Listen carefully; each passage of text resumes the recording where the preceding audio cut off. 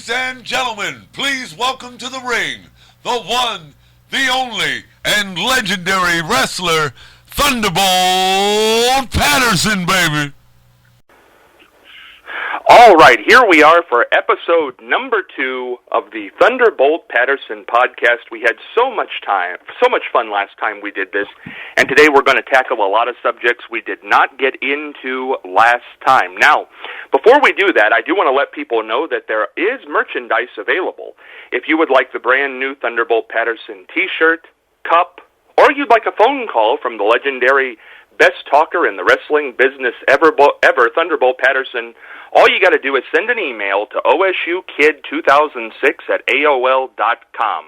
That's osukid2006@aol.com. And again, this is a production of Podcast Central. And now we welcome to the microphones a legendary man for sure, my pal, Thunderbolt Patterson. Thunderbolt, how are you? Heaven high, Scott. Very good, and you? Doing well. We had so much fun last time we talked, and a great response on the internet. It's good to be back for episode 2. Well, thank you very much, and I'm so proud to be able to talk to the fans and what you and your radio station is doing. Well, Thunderbolt, last time we talked, we left some things on the table, so let's get to the things that we did not get to last time that people want to hear about. And number 1 on the list is a story about Pat O'Connor and Minneapolis. Oh, boy, wow. That's going back, way back. Minneapolis was when I first started. I went there I used to go up there and do jobs. You know, when I started there in Waterloo, Iowa, and Waterloo, Iowa's territory was tied with the Kansas City territory. That's how I met Gus Karras. And at that time, Bob Geigel and Pat O'Connor, Gus Karras was getting ready to pass the torch on. And that's when I also met Luther Lindsay. Gus sent Luther by the hotel to talk to me, but I also had that when at that same time, Pat O'Connor and Bob Geigel started communicating quite a bit with them. I was trying to, get down to Kansas City to be trained. And that's how Pat O'Connor and I started our little episode. I went to Kansas City. I left. I got a leave of absence from my job. I was working at John Deere Tractor Works. And I went to Kansas City unannounced and got to the office there. And Bob was there, and Moody, which was a referee, they were there in the office, and they looked up and said, "Hey, what are you doing here?" And I said, "Well, I'll come, but Gus asked me to come down and do some training." Now, see, mind you now, before then, they came to the Hippodrome in Waterloo, Iowa, once a month, or when they done their TV shows on the KWWL there in that Waterloo, and Bob Geigel called Pat O'Connor. He was at the YMCA in Kansas City, Kansas. Him and I can't think of the kid's name right now, but they were there training or working out or whatever. So he told, he said, "I'm sending this kid over."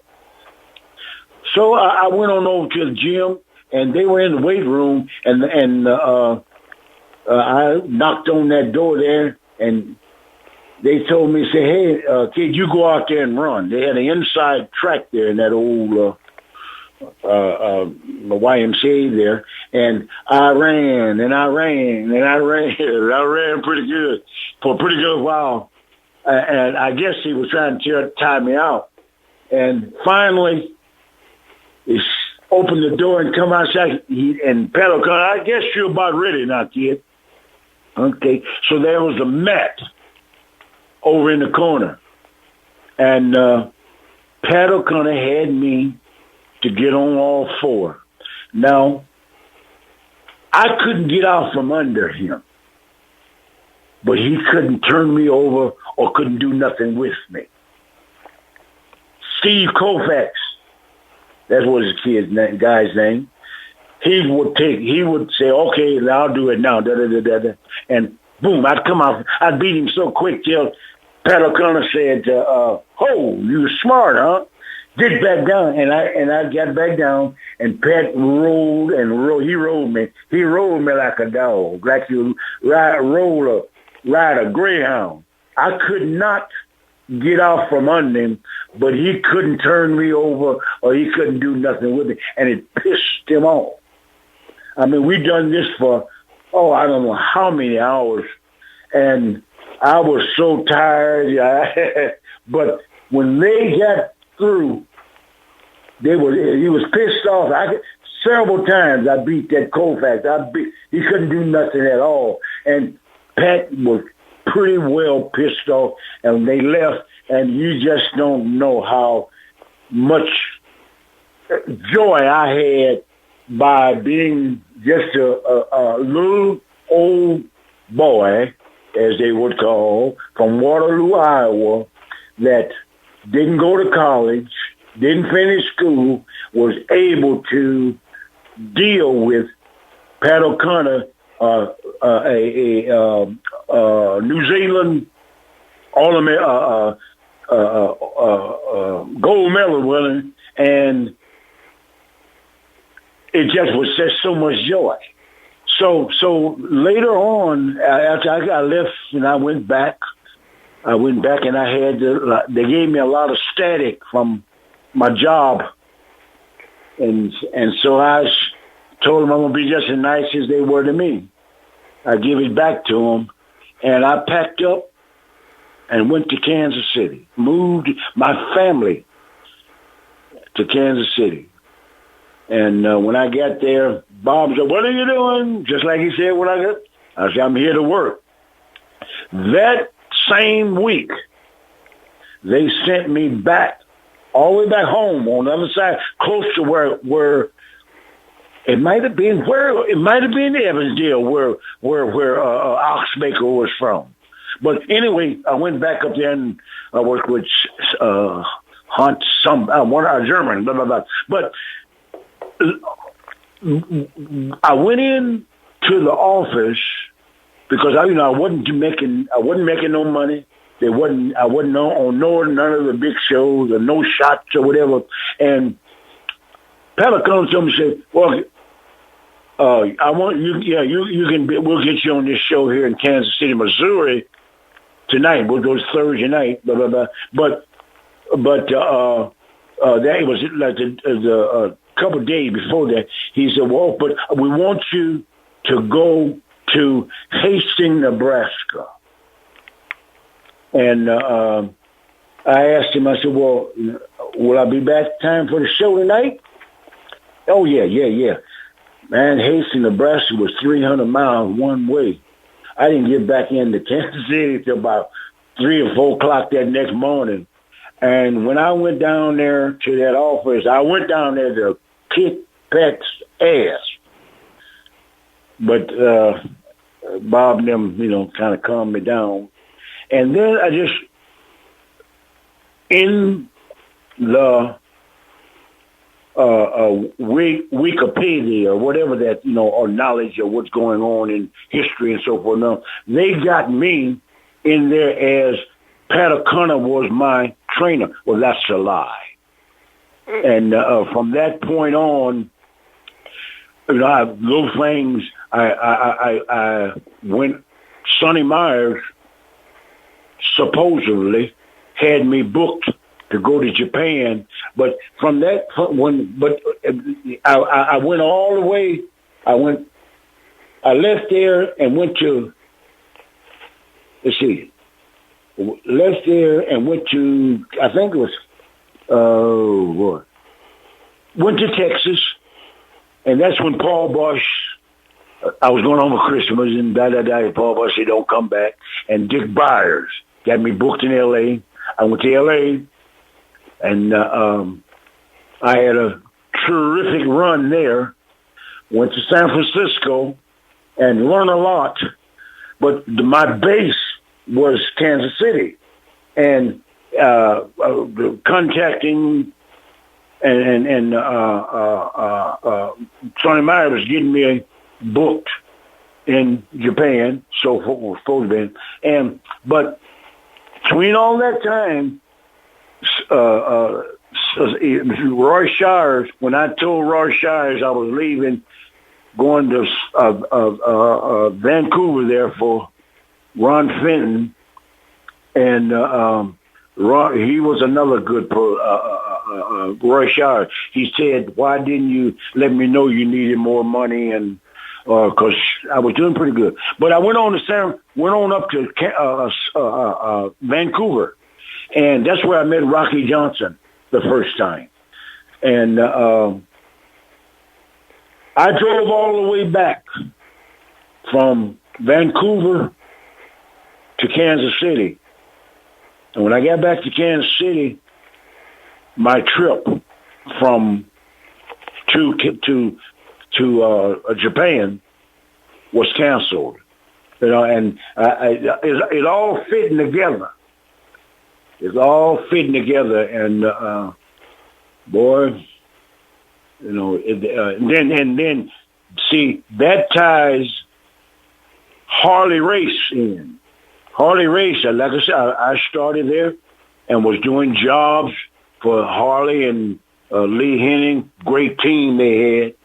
But from, when Harley got to be champion, when Ernie called me from Charlotte, so forth, so on, to come to work for Ann Gunkel, just before Barnett come in and all. Come to work for Ann, when the split was, when Tom Ernesto, Ray Gunkel's best friend, went with Ann Gunkel, and they set all of her stuff out. And I started working for Ann Gunkel. And at the time I was working for Ann, before I went to work for Ann Gunkel, Jerry Briscoe, Bill Watts, and David Crockett was in my apartment, and that was the start of. See, because I had known Bill Watts in San Francisco. Joe Scarper and I remember Joe telling me that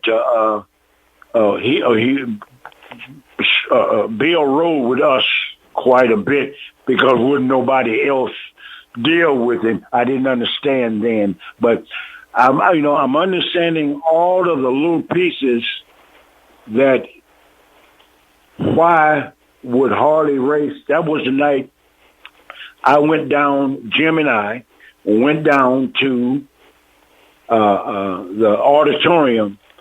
At that time, there was 3 organizations. The Georgia Championship Wrestling was there. It's down 17.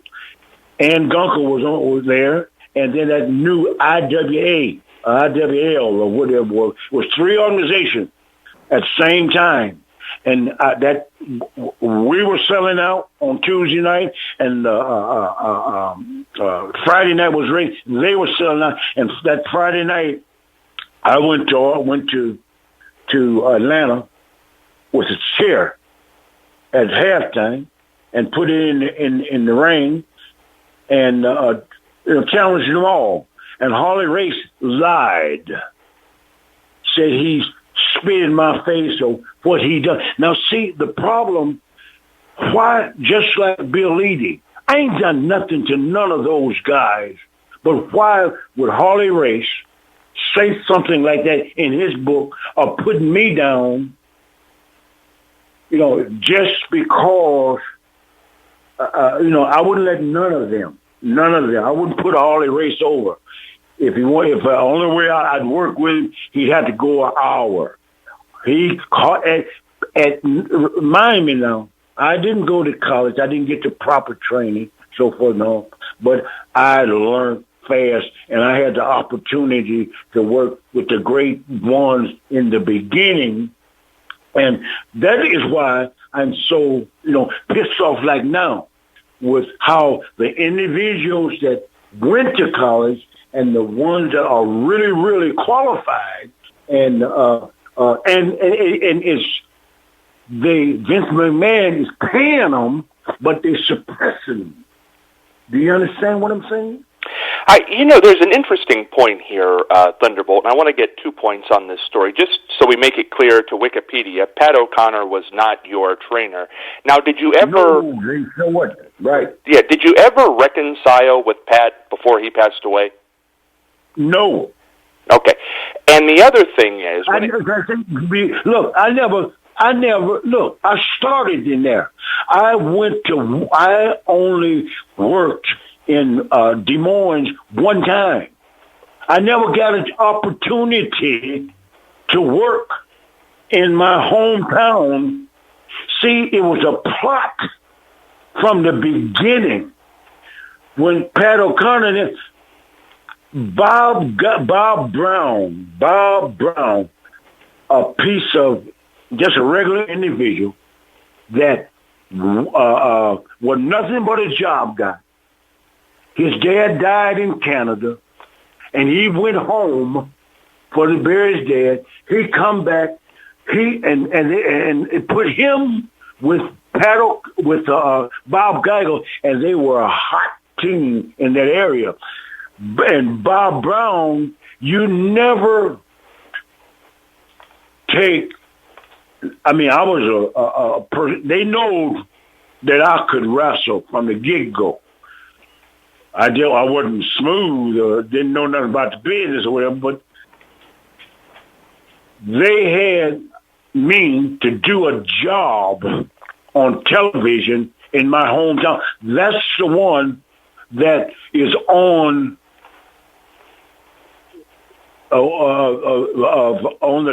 they got that, and crystal clear old tape.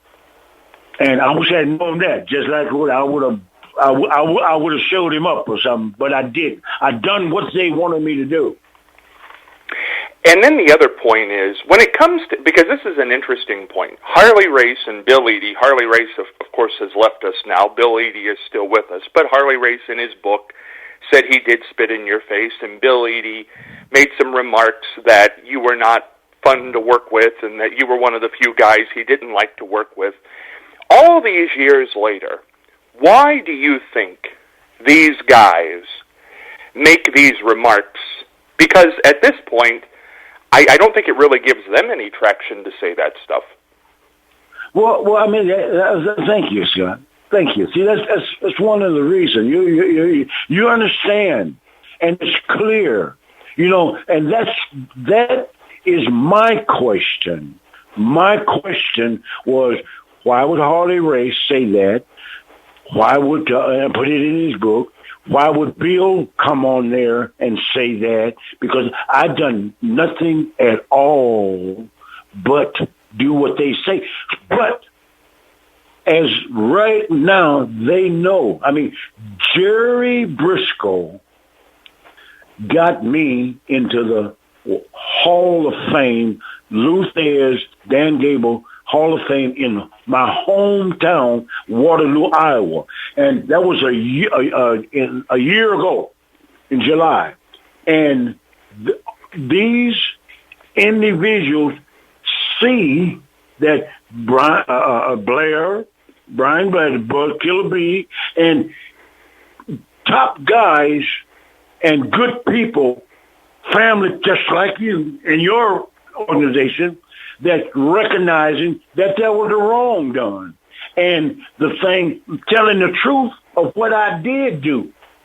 And I told you a long time ago that Teddy Long, Bill Watts, Dusty, and Tony was all on the interview of a black history and what they said and what Ole said.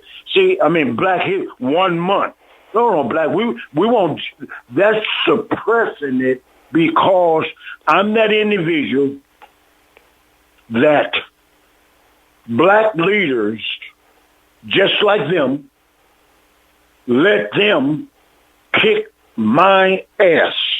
And they knew that they can do whatever, and anytime you speak of me, the next word out of a hater's mouth is Dusty Rhodes. That was my replacement. That's one. I mean, I never will forget the day I walked into the office in Atlanta, and Jim Barnett said, "My boy, I just didn't want to come home. Oh, I got to find another place to go." You follow what I'm saying? I do. Well, that's an interesting point because we have two big subjects here I want to cover in this episode, and it'll probably take us right up to the end. And the one I want to start with is a man you just mentioned, and everybody knows how he talked, and everybody knew sort of who he was, but you knew him. You knew him fairly well. You certainly were in his presence many times. Tell us about this man, Jim Barnett. Tell us about the man, before we get to his place in the wrestling business, he was a promoter, but what kind of a guy was he to be around?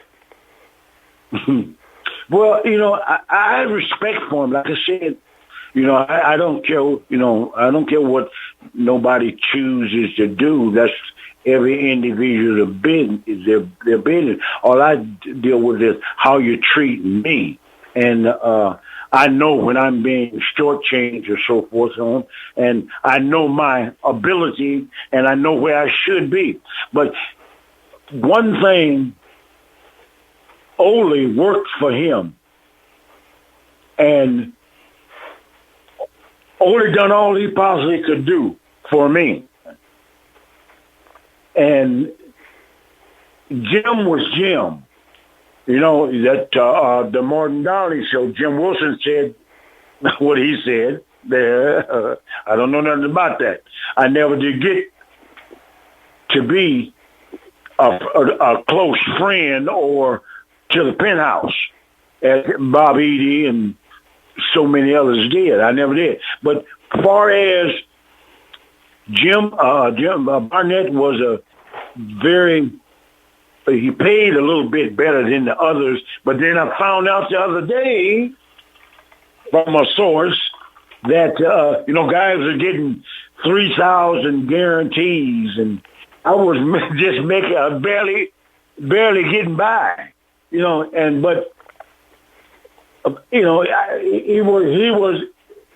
was fair if his boys wasn't around. His chosen ones wasn't around. Now, who were his boys? Well, that's deep there, man. That's a lot of, and a lot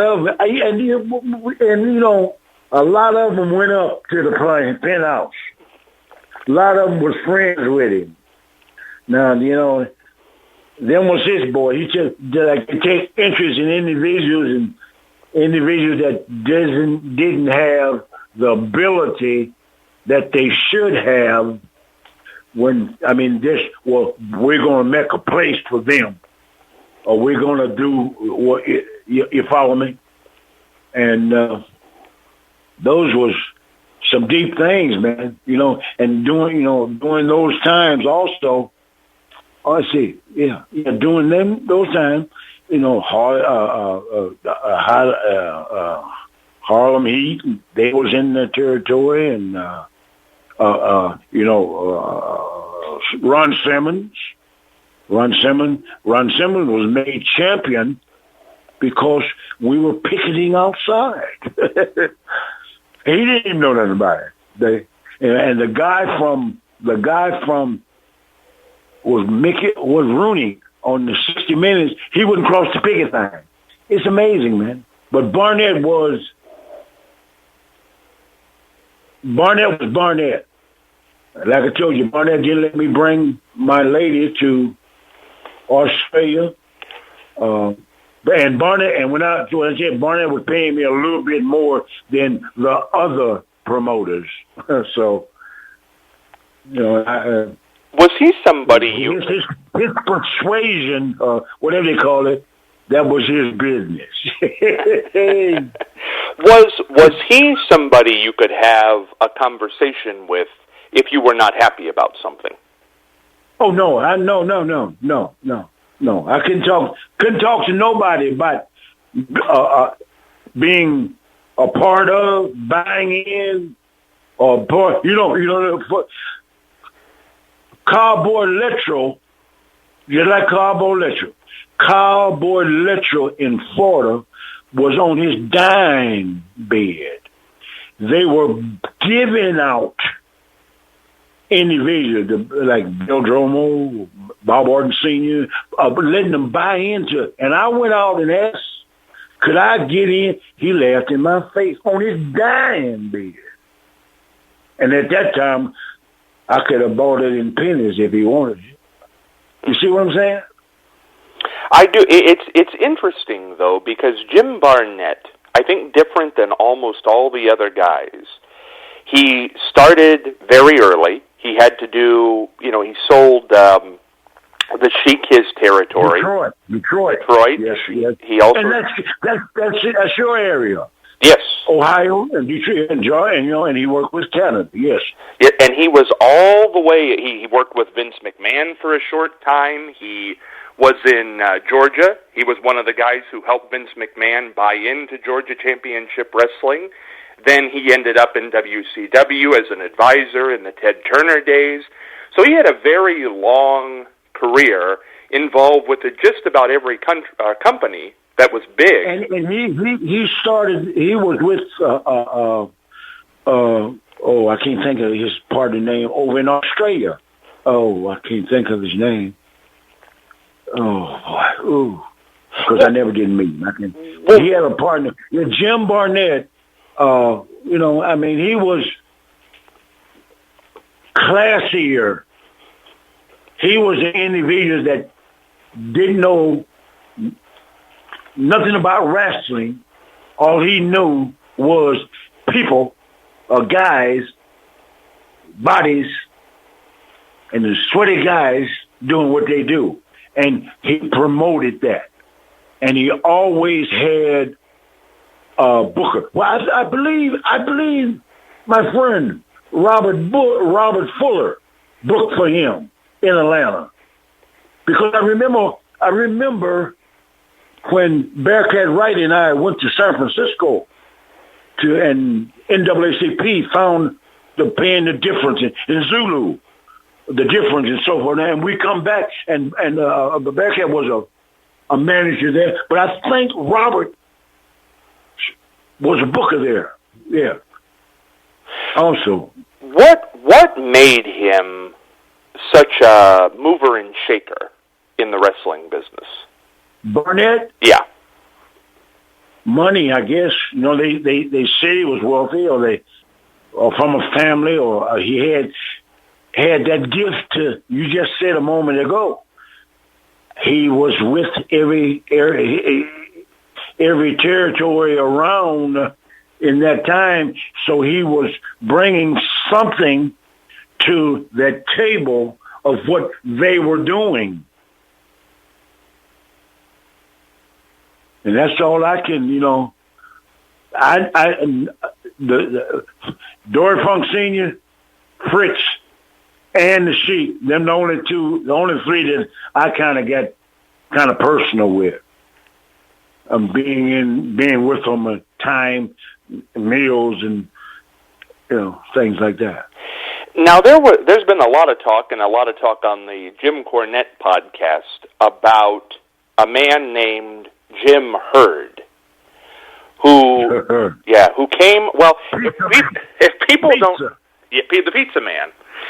And I'll just give a little background to say what happened was when the Crockett's sold their business to Ted Turner, and it became WCW, the first head of the company that they hired was a CEO from Pizza Hut who used to work at he worked at the St. Louis TV studio, I believe, where they filmed wrestling. And his name was... I've never been, and also, I'm not cutting you off, Scott. Hate to cut you off like this, but I never, ever worked in St. Louis. That's another thing I found. Sam Mustaney. And see, and that ties Pat O'Connor and Harley Race. And they both. Okay, go ahead. I'm sorry. No, we'll come back to and so Jim Hurd comes in the late 80s, early 90s when Ted Turner takes over the company and changes it. He did not like Ric Flair. He created teams like the Ding Dongs, and he wanted to do something called the Hunchbacks. Now, he had committees up there, and the other day I heard an interesting story about Ole Anderson and Jim Hurd, and maybe we'll get to that. But did you ever deal with Jim Hurd at all? No. I mean, I saw him, but I mean, at that point, they were changing, and that point, it was individuals that had nothing, that know anything about business, where was put in them positions. Jim Barnett, Hurd, and David Crockett, did you say he sold out? They sold out, but see, David Crockett sold out because up there they got rid of their brother-in-law that was really a good man. He wasn't with how they were dealing it. They were bringing the same thing that Hurd and Bishop bought in down here, was individuals that did not know anything about wrestling, or individuals that couldn't perform. Those are the ones they were paying, and when they come to 17. Ole and Barnett, they had 17. 17 made pretty near every wrestler in the country that came through Georgia and Florida. All of the big names came through there. Gordon Soley was the mouth, then the best in the business. And they all came through there, and all of those snakes,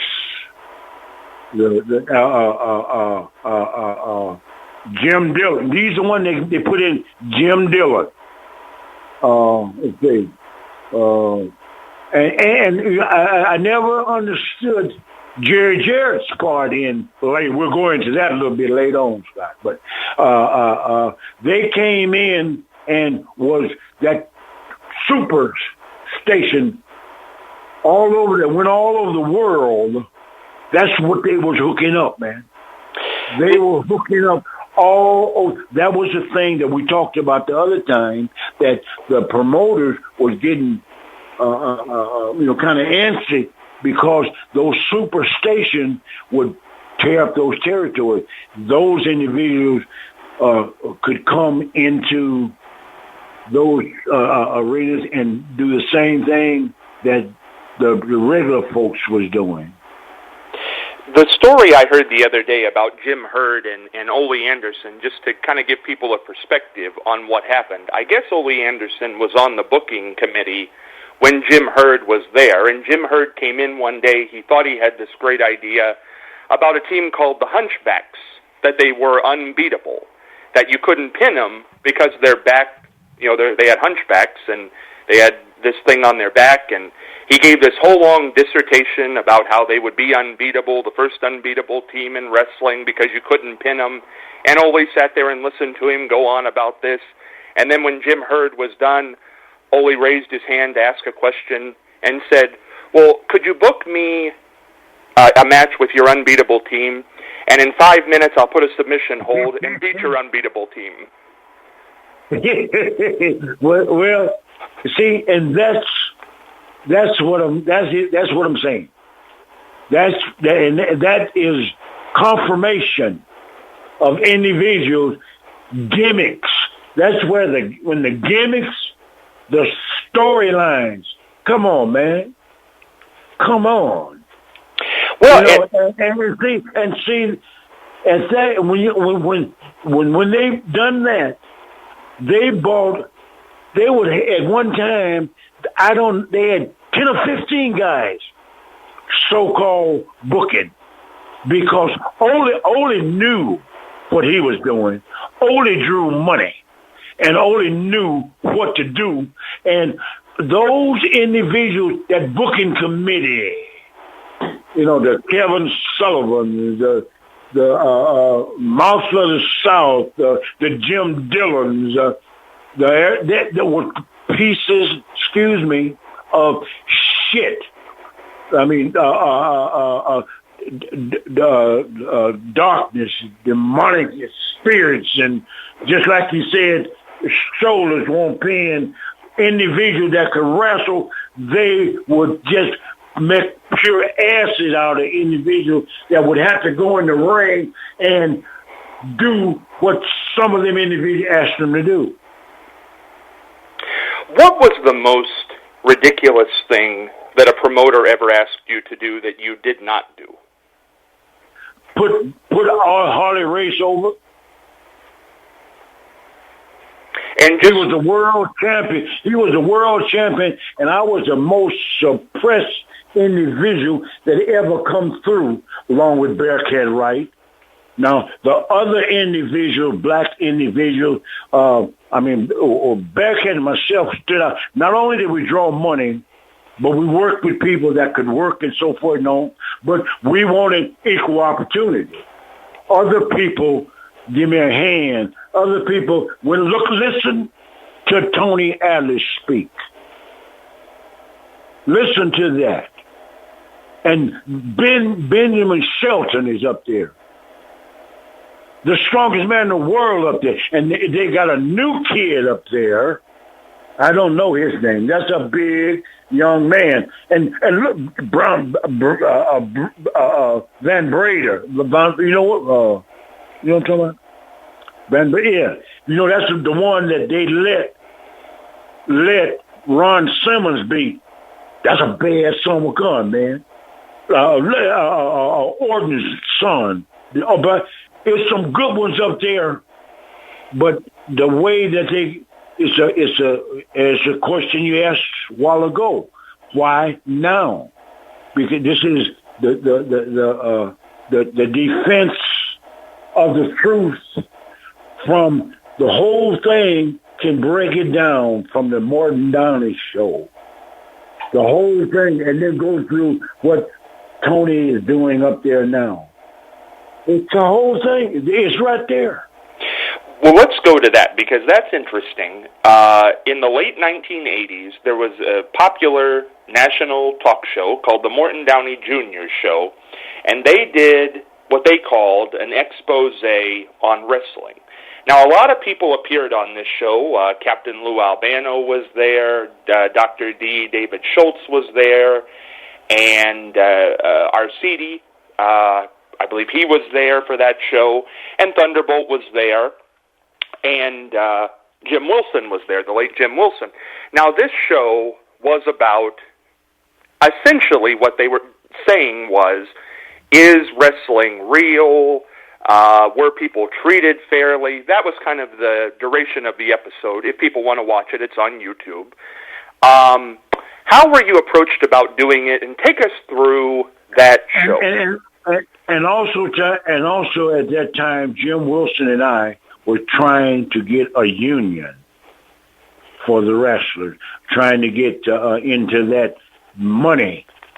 Instead of them paying, we're trying to get a union where we have benefits and, so that, they asked why the other day so many individuals broke or whatever, and a lot of them broke that made a lot of money. But say that again to me now. See, I go from one thing to the other because it ties in with everything. Right. How did that all? There. See, I got it. There. Lou Albino, Schultz, they had this one guy. I know one guy that walked up beside me that say he was a trainer and could wrestle, and I couldn't wrestle, and then this other guy walked up beside me and say, "Well, I come in this place here, and you was a big shot. I made $25, and you was on top of it." And all people look at it and see who was lying. The last 4 years, you heard people tell you what they want you to believe, and what you know is a lie. It's not true. But they stood up for it. Vince McMahon himself said it was entertainment, it wasn't sports, because they wanted to get away from the commissions. See, there was a time, I got to talk about, they asked me about Muhammad Ali there in Marion, Ohio, in the dressing room. And I made a story. Deep, man, we got so much to talk about, Scott. Well, it's interesting because that episode, there's a lot of heavy feelings. Dr. David Schultz gets very bent out of shape, and at one point, I believe he throws some water in Jim Wilson's face. Jim. See, they wouldn't do it to me, because I would have whooped his ass. You see what I'm saying to you? Mm-hmm. They wouldn't, And I believe the trainer who came up next to you was Larry Sharp. And I believe the other man who you talked about, who said he was on the bottom of the card, was John Tolos. Yeah, I see a lot of them. I didn't know them. I've seen them, just like right now. People don't know nothing about me, didn't know nothing about me. All they know is what those people told them. Well, what those people told let me and last year when Kirk, the Olympic wrestler, they was doing a thing. The new promoter, new guy in Charlotte, was doing Fan Fest. Okay, last year, a guy called me, asked me, would I come? I asked him, what am I going to get paid? And do you know what this guy said to me? Oh, well, they don't need us talking, because they told me you was going to be hard to deal with. He don't know shit about me. You understand what I'm saying? The man that owned the thing did not call me like he do everybody else. And anybody can go to North Carolina, and what I've done is all on the record. Where do you think that... Hey, Scott, I'm sorry. Let me just throw this in right now. They said Ole was doing kind of poorly. Ole Anderson, and also Ralph Freed. I just want to put that out there to the fans and all. Before this air, but this deal come on, we were going back up to see Ole, but it shut everything down. But Ole, they say, was feeling pretty rough, and also Ralph Freed, which was their partner with Fred Ward in Macon of the Georgia Championship. After whatever happened from the WCW, not Fred Ward, but Ralph Freed and Ole kept Georgia Championship Wrestling going on and coming up in Ohio and so forth. So I just want to pull that in. I'm sorry to interrupt you. No, that's and we also should mention the passing of Bob Armstrong. Oh yes. And now Bob was a gentleman. Bob is one of the few guys. I think him and wrestling too was one of the few guys that stayed with Georgia when the break and all came. I mean, it was a real loyal guy, and Bob will be deeply missed. He was quite a guy. And, you know, his son and I, Bob was supposed to be with me in that time they let me come back in the first Slamboree, but his Brad was there in his place. Yes, that was back in the early 90s. Thunderbolt, when you were, what did they tell you at the Morton Downey Jr. show was going to happen? What was the idea behind that show? Well, Jim played football, and Jim was with had connections, I guess, with some of the politics guys. Jim was in real estate, and Jim put a lot of things together for Two and Jack and Jerry and so forth. And, as good a friend Jim was with me, it never put me in no bid. That shows it's all about that money. But, I lost my thing again. What's he say? Give me that question again, man. How did they approach you about doing that Morton Downey Jr. show? What was the idea?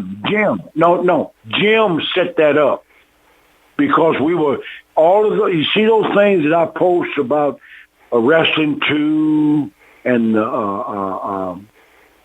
Jimmy Carter and we were trying to get a union.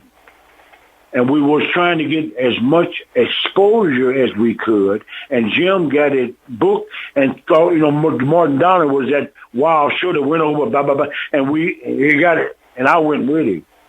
Jim booked that. That's how I got there. I don't know what Jim had to do to get it, but. When it was over, when it aired, what did you think? How do you think it came off? I told him on the thing there. That was all bull. That was all stacked. That was all planned. We were out of place. The debt was stacked from the beginning. That was the original wrestling and the suppressing of individuals that they want to suppress. And they had all of their henchmen in place, and they tried to make us look like a fool. They never dreamed that God was in the plan. You understand what I'm saying? I have no reason or no ambitions to lie about anything or nobody, because I know where my help comes from. When you watch that episode, and anybody can on YouTube, you can clearly see that David Schultz is angry, and there's a lot of back and forth. But the one who seems out of place there is kind of Lou Albano. Now, Lou Albano does talk a lot. Big money, though.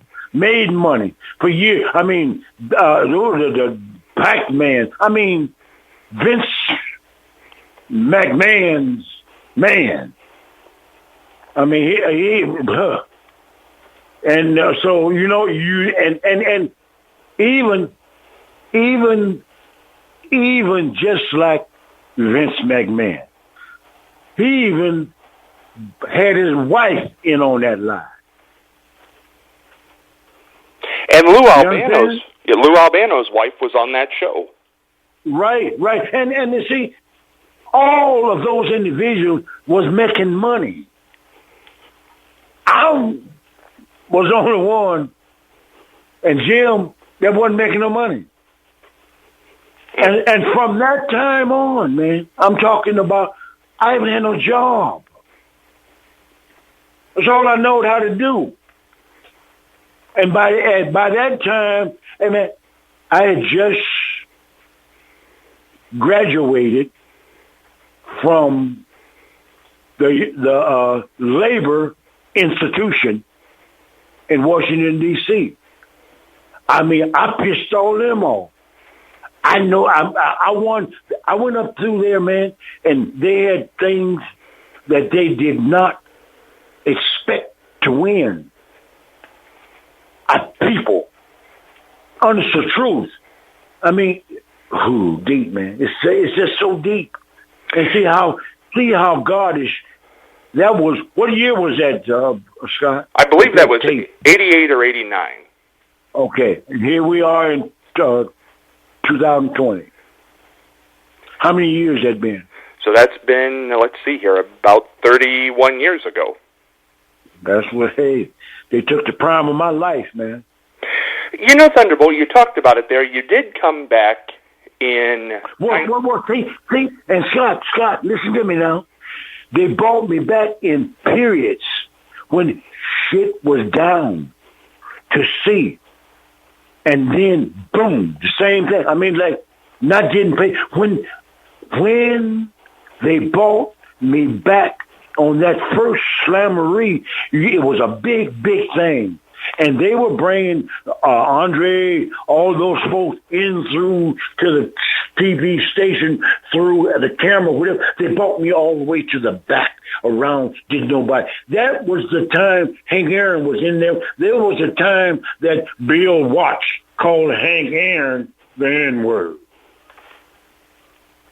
And I mean, oh, man. How were you, I believe that was 1993, that Slamboree. How were you approached about doing it, and how did that payoff go? Well, hey, just like this. I mean, it's amazing. I just pulled this picture up. I was going to... There's a guy that was an art praiser that was looking for me, and they said that I was dead. Now this here, I'm looking at a picture here with the woman that Nellie Mae Rose, her whole family, and the art praiser, Coca-Cola's granddaughter, and myself. She owns it, and the lady that is the head of the museum, the new museum that he built in, well, I think Times Square in New York. And Ole got in contact with me, and I had a group home, ASK. See, Ole and I was at one point Ole went into, him and his son Brad went into ASK with me to help kids. And Ole, you want to come on this app? That was the first one, because they know they had to have some heavy stuff. It sold out in Albany, and that's how I got in there. But I didn't get the type of money that I should have got. And then right after that little period of time is when Ole and Ralph started coming up there to Ohio, up to West Virginia, and you know, and I went as long as I could, trying to be with Ole to help him, but I wasn't getting paid, so I had a group home. And it's a heck of a feeling, man, when you come to the point where you can see people clearly don't want you. You know, not what the fans want. They want you to see what happened, and the kind of guys that they paid big money and so forth. But not what the fans want. Just like they do what they want to do. Just like, don't we hear that every day now? Commander-in-Chief he in charge of this shit, do what he want to do, and that's what they've been doing, and that's what they've done with me. Thunderbolt, before we run out of time, I want you to tell the Muhammad Ali story that you alluded to earlier on. And you know, Marion, it was a commission state. You know, this is the reason that McMahon say entertainment, so you don't have to have no doctor or the commission in your business, and at the wrestling matches. And I was in the dressing room, and they came in, and asked me what did I think. Should they or shouldn't they? I mean, should they or shouldn't they? Didn't that man have didn't Ali have a choice? Wasn't he the champion?